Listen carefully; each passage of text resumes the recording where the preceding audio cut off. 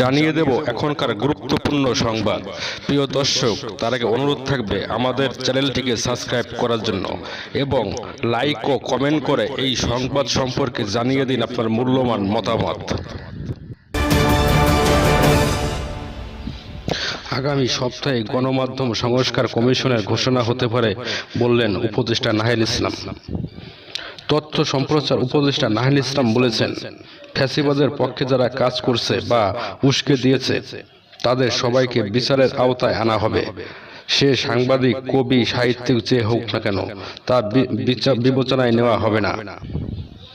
আজ সোমবার বিকেলে তথ্য ভবনের সম্মেলন কক্ষে চলচ্চিত্র ও প্রকাশনা অধিদপ্তরের উদ্যোগে সংবাদপত্রের প্রকাশক, সম্পাদক, নির্বাহী সম্পাদক সহ অন্যান্য অঙ্গসৃজনের সঙ্গে মত বিনিময় সভায় তিনি এসব কথা বলেন।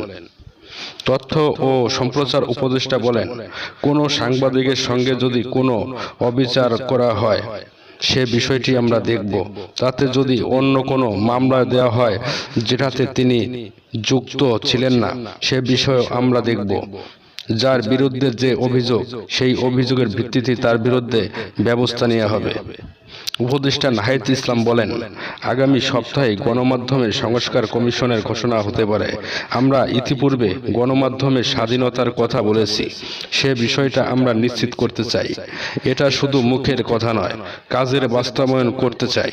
এর জন্য একটা নীতিমালা প্রয়োজন। নীতিমালার জন্য দ্রুততম সময়ের মধ্যে কমিশন গঠিত হবে। আমি আশা করছি হয়তো আগামী সপ্তাহে গণমাধ্যমের কমিশন গঠনের ঘোষণা দেওয়া সম্ভব হবে। ডক্টর মোহাম্মদ ইউনূসের জাতিসংঘ থেকে দেশে আসলেই কমিশনের ঘোষণা আসবে। উপদেষ্টা বলেন, আমরা গণমাধ্যমের স্বাধীনতা চাই, কিন্তু আমি আপনাদের কাছে প্রশ্ন রাখতে চাই, গণমাধ্যমের স্বাধীনতা হবে কতটুকু?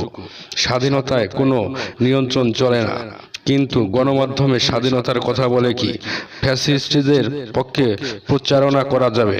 গণমাধ্যমের স্বাধীনতার কথা বলে ফ্যাসিস্টদের পারপাস সার্ভ করা যাবে কিনা, আমি আপনাদের কাছে সেই প্রশ্ন রেখে গেলাম।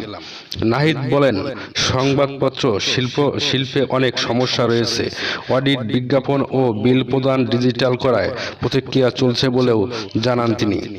চলচ্চিত্র প্রকাশনা অধিদপ্তরের মহাপরিচালক চলতি দায়িত্ব আবুল কালাম মোহাম্মদ শামসুদ্দিনের সঞ্চালনায় মত বিনিময় সভায় ঢাকা ও ঢাকার বাইরে থেকে আসা বিভিন্ন সংবাদপত্র প্রতিনিধিরা তাতে মতামত তুলে ধরেন।